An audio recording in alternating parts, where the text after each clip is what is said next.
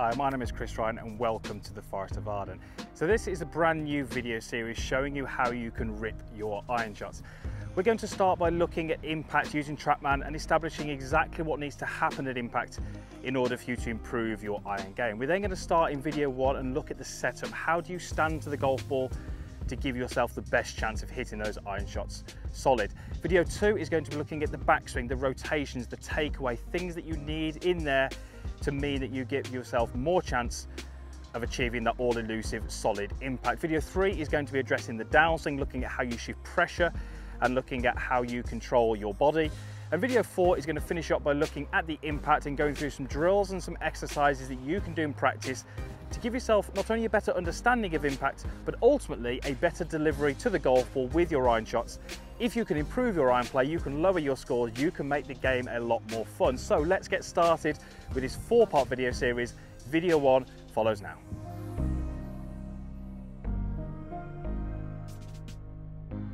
So welcome to the Forest of Arden and welcome to this brand new video series on how you can hit your iron clubs better. So we're going to do 4 videos in this series and we're really talking about everything to do with your iron game. So that's going to be from how well you strike it, to the flight, to the distance, all of those kind of things that we really are looking for with those irons.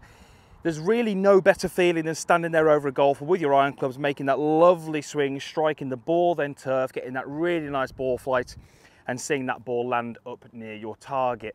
And we're going to hopefully get you all to improve your iron game based on this video series. So before we go into exactly what we're going to get you to do in terms of your setup and swing, we've got TrackMan down here because TrackMan is going to tell us exactly what is happening at impact.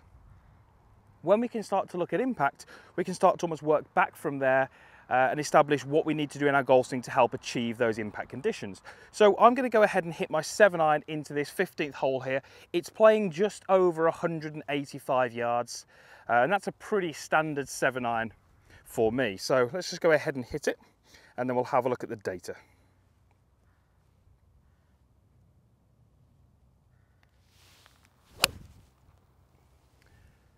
That's just turning a little left of the flag, but that's not a bad swing. And I'm using a putter as my next shot, so that wouldn't be too bad. Okay, let's have a look at what happened down at impact to achieve that particular shot. So you can see the data on the screen there, and that's the data that TrackMan is showing. Now, the data that you produce will be very unique to you. It's going to be based on your swing speed. If you've got a different swing speed, you're going to need different impact conditions.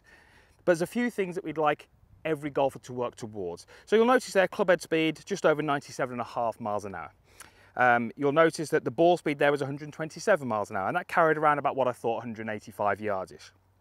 So let's look at some key numbers. Attack angle minus 5.3. So that's telling me that when I hit the golf ball, my club was traveling downwards towards the ground by 5.3 degrees.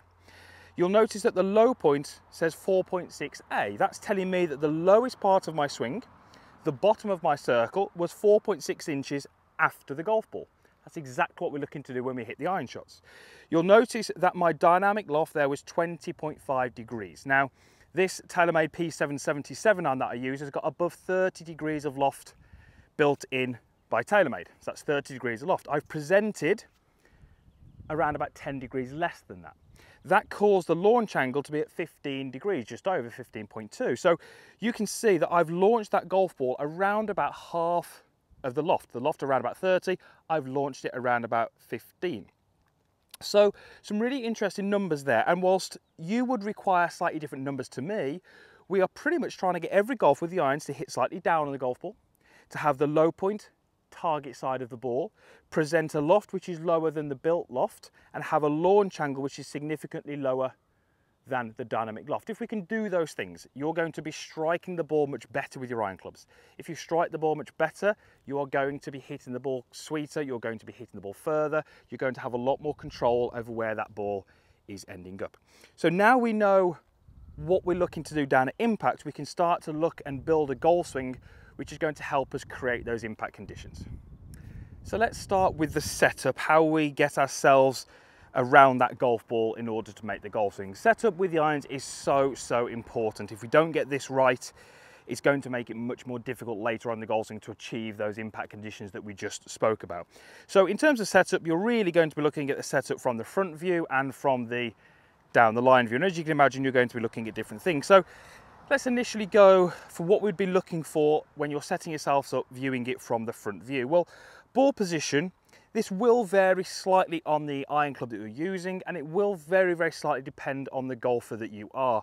I have done a video fairly recently looking at ball position, the effect that it has down at impact. I'll link that in the corner, so maybe go and watch that one first. But with a mid iron, I've got my 7-iron here, I'm looking for the ball to be just forward of centre, and I'm talking about just forward of centre. If that ball position starts to creep too far forward or too far back, that is absolutely 100% going to affect those impact conditions that we looked at a moment ago with TrackMan. So ball position needs to be around about centre, but as I say, it might be slightly different depending on the golf club that you're using.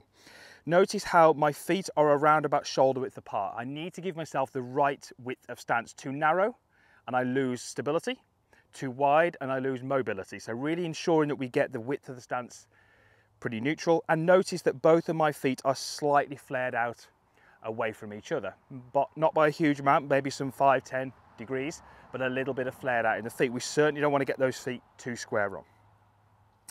Now, in terms of my weight distribution, I really want to feel like my lead hip, so my left hip, is slightly higher and slightly further forward than my trail hip, so only a small amount. And what I would communicate that would be, it feels as if I've got slightly more weight on my lead side. But I haven't done that by moving my head forward and getting the weight there. I've done it by nudging my hips a little bit forward. So I'm really starting to feel here that I've got a little bit more weight onto my lead side rather than my trail side. Due to the fact that my trail hand is lower than my lead hand on the grip, my trail shoulder will be slightly lower than my lead shoulder. This is absolutely fine. And you can see how my head is pretty much middle of my heels. That's given me a tiny bit of bend away from the target. And you can see how as I nudge my hips a little forward, that creates a little bit of upper bend away from the target, and that's really how I want to set myself up with an iron. Notice how I've also got my trail arm slightly relaxed and slightly bent, yet my lead arm is fairly firm and fairly solid. So this would be how I'd like to set myself up from the face view angle. When we're looking at the golf swing from a different angle, we're looking at down the line, we're looking at different things. So really important here that our alignment is good. So if I'm trying to hit towards the middle of this green, I really need to make sure that my body is set in such a way that it's going to help me swing my golf club in that direction. So when I've got my ball to target line, I would like my toes, my knees, my hips, my forearms, my shoulders and my eyes pretty much parallel to that. Now, a little disclaimer here, if you've got a golf swing which is a little bit different on the way down, you've maybe got path which isn't quite straight, you may well feel more comfortable in an alignment which is slightly to the right or slightly to the left. It may well be that that alignment is actually helping you currently hit the ball a little bit better. So don't be too alarmed if you feel that you get more success with your alignment being a little bit too left or a little bit to the right. It could well be that you've just got some path issues down at impact. Balance, again, very, very important with these irons that we get ourselves set up correctly. A great way for you to test your balance is to make sure that the back of your shoulders, so you can see here, is just in front of your knees and through the start of your toes. As I move my balance more towards my heels, you can see what effect that would have to my shoulders. And if I get myself way, way too much out towards my toes, again, you can see what that's done to my shoulders relative to my knees and my toes. If my balance is excessively to my toes or my heels, I'm probably going to find that mid-swing I want to try and find a position of more balance, and that's going to therefore affect my relationship with the golf ball. At setup, we want to try and find a really nice combination of being athletic, ready to make a movement where that golf club is going to be traveling at some 100 miles an hour, but also relaxed as well, that we don't have too much tension. And that's quite a difficult balance. And often golfers kind of fall into either of those categories, where we'll almost get the golfer where they're a little bit too relaxed here, and we'd like to add a little bit of stability.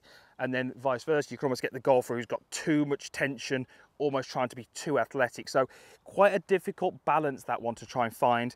But if you can do that, it's really going to help you as we start to move that golf club around your body with some speed, but also create some nice tempo and some nice rhythm to your golf swing. So what have we learned in today's video? Well, we've learned kind of what we're looking for down at impact in order for us to hit those really nice piercing iron shots.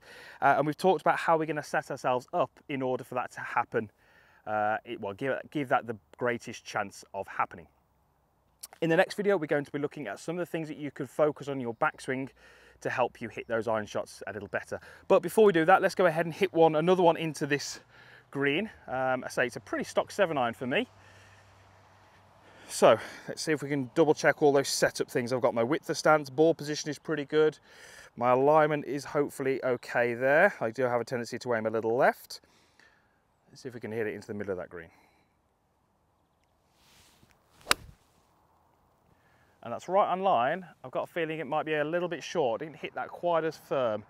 Yeah, it's just a little bit short, but pretty decent swing, and I wouldn't be happy with that. I just didn't quite give it enough down at impact. Thank you very much for watching. Make sure you check back for videos 2, 3 and 4 in this series.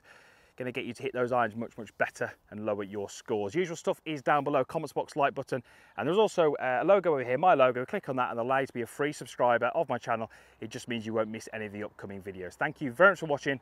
We will see you back here again soon.